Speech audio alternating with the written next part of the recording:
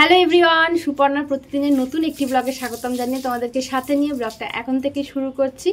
আজকে একটা স্পেশাল দিন বুনুর জন্য। কি দিন বল, কি স্পেশাল?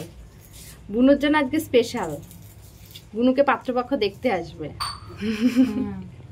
না না, এমন কোনো ব্যাপার না। আজকে স্পেশাল দিন একটা, বলছি কেন, তার জন্য হচ্ছে আমার আর বুনুর রান্নার দায়িত্ব।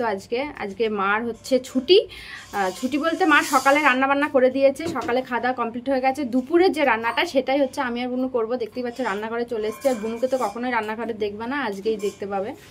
তো এই যে এখানে হচ্ছে আলু কাটাকাটি হচ্ছে, আর এই যে বড় বড় হাঁড়ি কড়াই নিয়ে নেওয়া হয়েছে রান্নার জন্য। তো টিচার্স ডে গেল কদিন আগে, শিক্ষক দিবস, আর বুনু তো টিউশন পড়াই, তো সেই জন্য হচ্ছে শিক্ষক দিবসের দিন খাওয়ানোটা পসিবল হয়নি ওর পক্ষে। কারণ সেই দিনকে হচ্ছে ওই দিনটা হচ্ছে মার শরীরটা খারাপ ছিল। তোমরা তো জানোই এই কদিন ধরে আমার মার মিছরির শরীরটা খারাপই ছিল। এই কদিন হচ্ছে আমরা হচ্ছে এই জন্য এই কদিন রাখিনি আর কি খাওয়া দাওয়ার দিনটা। তো যে কারণে আজকে করা হচ্ছে। আর এখন শরীরটা সবারই সুস্থ আছে, ওই জন্য হচ্ছে বাড়িতেই হচ্ছে খাওয়ানো হবে। বাইরের থেকে বিরিয়ানি দিলে না এই দিনটাতে, মানে ওই দিনটাতে দিলে তো আরও বেশি করে। আর এমনি তো বাইরে থেকে বিরিয়ানি দিলে ওই কম ঠম দেবে, তারপর ওদেরকে খাওয়াবে। যেহেতু বুনু হচ্ছে একদম পেট ভরে খাওয়াতে চাই, তাই বাড়িতে করলে কিন্তু পেট ভরে খাওয়ানো সম্ভব। আর ওই দোকান থেকে অর্ডার দিলে ঠিকঠাক মাংস দেয় না, এটা দেয় তো ওটা দেয় না, এরকম একটা ব্যাপার। তো যেই কারণে আমরাও একটু খেতে পারবো, একসাথে করা হচ্ছে। দুপুরবেলা আমরা খাবো, তারপর হচ্ছে ওর স্টুডেন্টরা আসবে সন্ধ্যেবেলা, তো ওদেরকে দেওয়া হবে। তো তার জন্য এখন হচ্ছে রান্নাবান্নার প্রস্তুতি চলছে। বুনু হচ্ছে আলু ঠালুগুলো কেটে নিয়েছে। আর এই যে এখানটাই হচ্ছে এই হাঁড়িটাই করব বিরিয়ানি। তো এই যে চিকেন এখানে রয়েছে 1.5 কেজি, আর এখানে এই 600-700 মতন রয়েছে লেগ পিস। তো চিকেনটা এখন ধুতে যাব। আর মিছরিও চলে এসছে রান্নাঘরে। আজকে সবাই মিলেই রান্না বান্না করা হবে, মিছরিকেও বাদ দেব না, ওকে দিয়েও রান্না করাবো। বাবাই কি রান্না করবি? কি রান্না করবে মা? কড়াইটাতে করে মাংসটা ধোবো, তাহলে ভালো ধোয়া হবে, অনেকটা জায়গা কড়াইটাই। আর কলপারে প্রচুর রোদ, সেই জন্য বাবা হচ্ছে এটা টাঙিয়ে দিচ্ছে। কারণ কলপারে গিয়ে মাংসটা ধুতে হবে রোদ্দুরে, এই টাইমটায় ভীষণ রোদ্দুর থাকে, রোদ্দুরে বসা যাবে না। তো মা বললো কিছু একটা টাঙিয়ে দাও, ওই জন্য এই পুরোনো চাদরটা হচ্ছে এখানটায় টাঙিয়ে দিচ্ছে, তার একটু ছায়া পাওয়া যাবে।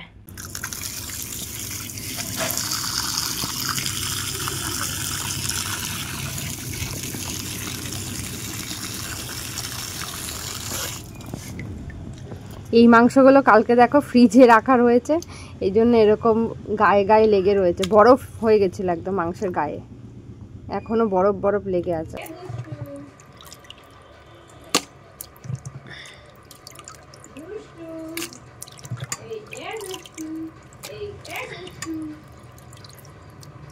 আজকে দায়িত্বের অদল বদল হয়েছে। মাকে দিয়েছি আমার দায়িত্ব, মানে মিছরিকে সামলানো, মিছরিকে জল খাওয়ানো, মিছরিকে স্নান করানো, ঘুম পাড়ানো, সবটা মার দায়িত্ব আজকে। আর মায়ের রান্নাঘরের দায়িত্ব হচ্ছে আজকে আমার আর বুনুর, মানে দুজনে মিলে আর কি রান্নাবান্না করব। তবে দুই তরফের দায়িত্ব দুই তরফ করতে গিয়ে হিমশিম খেয়ে যাচ্ছে, মানে ওইদিকে মা মিছরিকে নিয়ে হিমশিম খেয়ে যাচ্ছে। মা বলছে যে বাবারে বাবা, ও তো কোনো কিছুতেই সন্তুষ্ট হয় না, যেটাই করি না কেন সেটাতেই ওর বিরক্তি। সত্যিই তাই, মানে মিছরিকে একা হাতে যে সামলাবে সে টের পাবে, মানে অন্য বাচ্চাদের মতন না আর কি, সব কিছুতেই ওর বায়না। আর এদিকে বুনুও হিমশিম খেয়ে যাচ্ছে রান্নাঘরে এই দায়িত্ব পালন করতে। বুনু সাধারণত রান্নাঘরে ঢোকে না, আজকে টের পেয়ে যাচ্ছে যে এমনিতে গরম, বলো তো এখন যা গরম, আর মায়ের এই রান্নাঘরটা না ভীষণ গরম, কারণ এই দিকটা রোদটা বেশি লাগে সকাল থেকে, এই জন্য গরমটা বেশি। তবে আমার কিন্তু দুদিকটা সামলানোই অভ্যাস আছে, মানে গরমে রান্না করারও অভ্যাস আছে, আর ওদিকে মিছরিকে সামলানোর তো আমার অভ্যাস রয়েছেই, তাই আমার অবস্থা ঠিক আছে আর কি। আর এদের দুজনের অবস্থাই আর কি মিছরিকে সামলাতে গিয়ে আর এদিকে রান্না করতে গিয়ে খারাপ। তো এদিকে দেখো আমি মাংসটা বসিয়ে দিলাম। বুনু অনেকটাই করেছে, বলবো না আমি একা করছি, বুনু কিন্তু সকাল থেকে অনেক কিছু গুছিয়ে দিয়েছে, আমাকে মশলা টশলা করে দেওয়া। মিছরিকে খাওয়াতে গেছিলাম তখনও এগুলো রেডি করে রেখেছে, কারণ মিছরি আমার কাছে ছাড়া আর কারোর কাছেই খাবে না। বিরিয়ানির জন্য সব কিছু রেডি হয়ে গেছে, মাংসটা এখন বসালাম, আর বিরিয়ানির চালটাও মা সকাল সকালে ভিজিয়ে দিয়েছে। আর এই যে আলুটা একটু সেদ্ধ করে হালকা করে ভেজে নিয়েছি, একটু ভেজে নিলে ভালো লাগে। আর এখানে করে নিয়েছি যে বেরেস্তা, পেঁয়াজের বেরেস্তা বিরিয়ানিতে দেওয়ার জন্য, বেশ মচমচে হয়েছে বেরেস্তাগুলো। আর বুনু এই যে মশলা করে দিল। মাংসটা এখন হচ্ছে, চালটা ভিজানো আছে। তো মাংসটা হয়ে গেলে বিরিয়ানি ভাতটা বসিয়ে দেবো। আর এত বড় কড়াই, তার সাথে দেখো খুন্তিটা ছোট হয়ে গেছে, নাড়তে গেলে অসুবিধা হচ্ছে। খুন্তিটা একটু বড় হলে ভালো হতো। কালকে বাজার থেকে বেছে বেছে পাকা লঙ্কাগুলো নিয়ে এসেছি। শুকনো লঙ্কা না খাই না, সেই জন্য আর কি পাকা লঙ্কা নিয়ে এসেছি। এই দেখো মশলার কালারটা দেখেছো, পুরো লাল হয়েছে। দিয়ে দিই মশলাটা।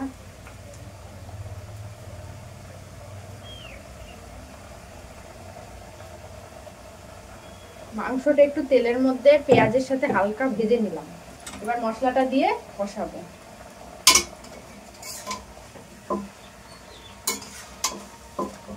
এত বড় ভাতের হাঁড়ি, আমার পক্ষে ভাত উপর দেওয়া কিন্তু একদমই সম্ভব ছিল না, তাই এইটুকুর জন্য মায়ের হেল্প নিতেই হলো। আমি জানি তো এইসবই হবে।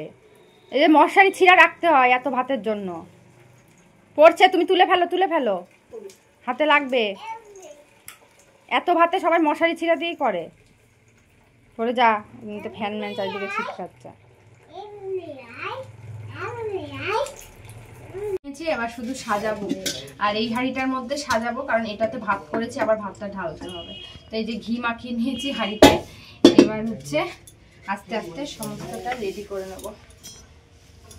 যে আলু, এখানে হচ্ছে কেওড়া জল, আর এখানে রয়েছে দুধ, কেশর দেওয়া, আর এটা রয়েছে হচ্ছে বেরেস্তা পেঁয়াজের, আর যে চিকেন রয়েছে। আর বাড়িতে করলে আতর জল, তারপর গোলাপ জল, এগুলো না দিই না, ভালো লাগে না এগুলোর গন্ধ, এই জন্য দিই না।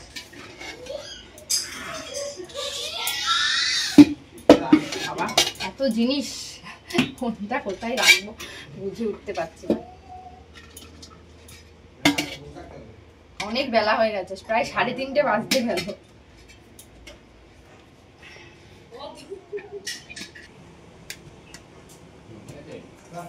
আলুগুলো এত সুন্দর সিদ্ধ হয়েছে যে মানে বিরিয়ানির ভাপে দরকার নেই সিদ্ধ হওয়ার, এমনিতেই সিদ্ধ হয়ে গেছে। চিকেন দিয়ে দিই এখান থেকে, সরিয়ে দিই। আজকে কোনো গ্রেভি নেই, আজকে না গ্রেভি মানে হয়নি আর কি, শুকিয়ে গেছে মাংসটা। যে লেগ পিস যাচ্ছে। 1 2 3 বাহ বাহ বাহ বাহ, খুব খুশি। এবার হচ্ছে একটু ঘি দিয়ে দিই।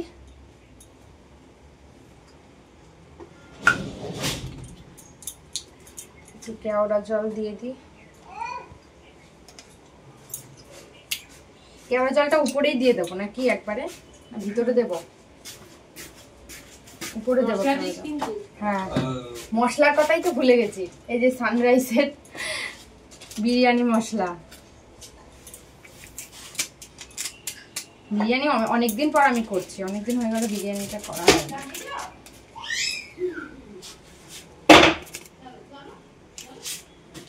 রেডি হয়ে গেছে, এখন শুধু বসাতে হবে এই যে হাঁড়িটা।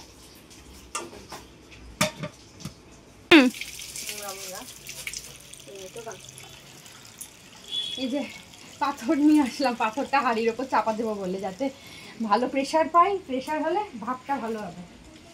পাথরটা ধুয়ে নিলাম।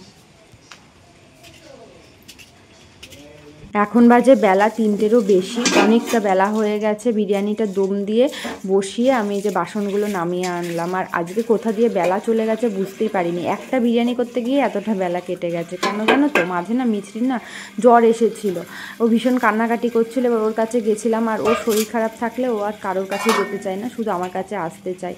তো ওইখানটায় অনেকটা টাইম কেটে গেছে, ওকে ওষুধ খাইয়েছি। তো সেই জন্য আর কি এই দিকটা দেরি হয়ে গেছে, এই দিকটা বেলা হয়ে গেছে। তো আমি ভাবলাম যে বিরিয়ানিটা যখন দম বসিয়েছি কিছুটা তো টাইম লাগবে দম হতে, ততক্ষণে হচ্ছে আমি বাসন টাসনগুলো নামাই। কারণ মা হচ্ছে রান্নাঘরটা একদম অবস্থা ভীষণ খারাপ হয়ে রয়েছে, রান্নাঘরটা পরিষ্কার করবে। রান্নাঘরে চারিদিকে সব ছড়িয়ে ছিটিয়ে রয়েছে, আর মাংস টাংস হয়েছে যেহেতু বুঝতেই পারছো পরিষ্কার করার ব্যাপারটাও বেশি, আর পরিষ্কার করতে অনেকটা টাইমও লেগে যাবে।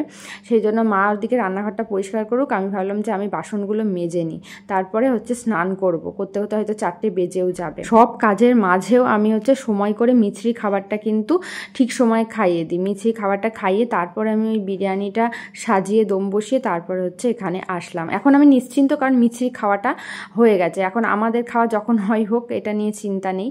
দেখবে না বাড়িতে ছোটোখাটো কিছু আয়োজন হলেও রান্নাবান্না একটু বেশি হলেই কাজ বেশি হয়ে যায়, সময় একটু বেশিই লাগে। দেখতে পাচ্ছ কত বাসন নামানো হয়েছে, 2খানা হাঁড়ি নামানো হয়েছে, মায়ের বড় একটা কড়াই নামানো হয়েছে, আর রেগুলার ইউজের জন্য যে কড়াই সেটা তো রয়েছেই। এতগুলো বাসন হয়েছে। এবার মা যদি রান্নাঘর সামলে মানে রান্নাঘর পরিষ্কার করে আবার এখানে বাসন মাজতে আসে, তাহলে মার আজকে খেতে খেতে সন্ধ্যা হয়ে যাবে আর কি।